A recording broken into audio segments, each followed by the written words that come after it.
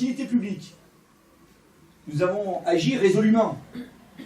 Nous avons doublé les effectifs de police municipale.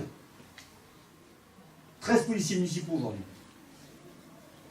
Nous avons amplifié les horaires jusqu'à minuit toute l'année, ce qui répondait à une véritable attente. Nous avons créé une équipe d'agents de la sécurité de la voie publique, 4 agents supplémentaires par rapport aux 13, chargés du stationnement. Alors je sais, il y en a qui se plaignent, des PV ça tombe parfois, mais bon. Des parcs, du respect de la propreté urbaine, et puis la création d'une équipe de médiateurs de soirée et de week-end. Et nous avons renforcé les partenariats, que ce soit avec la police nationale ou avec la préfecture. Alors, la situation n'est pas idyllique, hein. Nous en sommes conscients. Mais nous avons des résultats. Il y a une preuve qui ne trompe pas.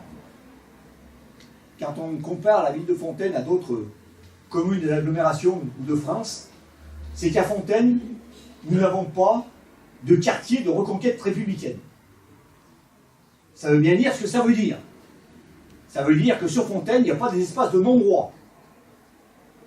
Ça veut dire que sur Fontaine, grâce aux habitants et aux habitantes, grâce à votre implication sur le terrain et votre présence dans les lieux publics, nous arrivons du mieux possible à aller vers une tranquillité.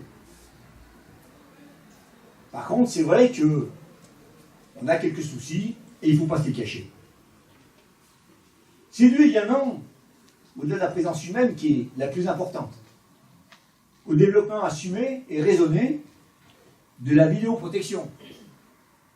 Nous avons doublé le nombre de caméras sur la ville et nous avons de nouveaux secteurs protégés.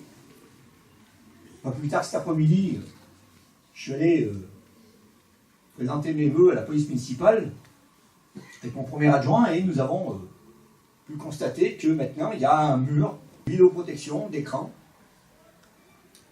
en temps réel et que toutes les caméras, les nouvelles caméras, ça en fait 28 je crois sur Fontaine pour actuellement, sont toutes opérationnelles. Donc depuis une semaine. Je vous le dis tranquillement, hein.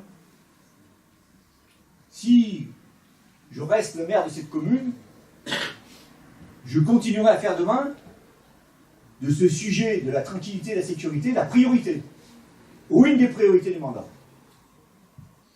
La délinquance a baissé sur Fontaine, pas moi qui le dis, hein, ce sont les statistiques de la police, mais la délinquance, et pour la sécurité des biens des personnes, est une attente forte et puissante de la population, des Fontainoises et des Fontainois. Ils ont envie d'être fiers de leur ville. Ils ont envie que l'image négative de la ville aux yeux d'extérieur change. Et je dirais tout simplement, ils ont envie de vivre en paix là où ils ont décidé de vivre. Et on leur doit ça. Et on leur doit ça.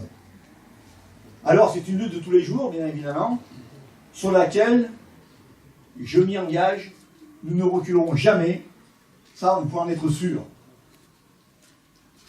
Je pourrais y rajouter, mais j'y reviendrai peut-être, la sécurité routière aussi, qui fait aussi partie des grosses préoccupations de notre commune.